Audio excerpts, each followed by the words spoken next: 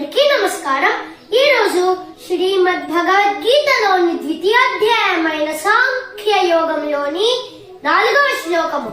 అర్జున ఉవాచ కథం భీష్మమహం సంఖ్యే ద్రోణం చ మధుసూదన ఇషుభిః ప్రతియోత్స్యామి పూజార్హావరిసూదన భవం.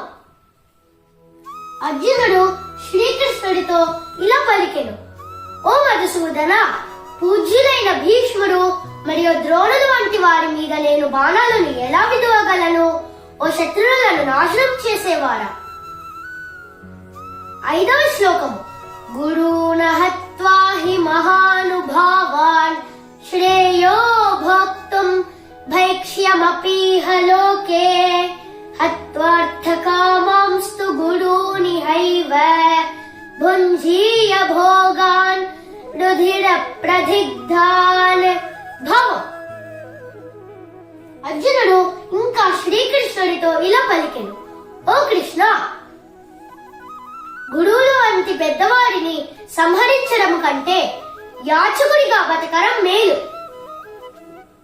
ఒకవేళ వీరిని చంపితే మనకు దక్కే రాజ్యభోగాలు మరియు సంపద వీరి రక్తంతో కలంకితమై ఉంటాయి. 6వ శ్లోకము. రచయితద్విద్మః కతరన్నో గరీయో యద్వా జయేమ యధి వానో జయేయుః యానేవ హత్వా న జిజీవిషామః తేవ స్థితాః ప్రముఖే ధార్తరాష్ట్రాః భవం. అర్జునుడు ఇంకా శ్రీకృష్ణుడితో ఇలా పలికెను, ఓ కృష్ణ, ఈ యుద్ధం యొక్క ఫలితం ఎలాంటిదో మనకు తెలియదు. వీడిని జయించడమా లేదా వీడిచే జయించబడడమా? వీడిని సంహరిస్తే నాకు బ్రతకాలని అనిపించదు.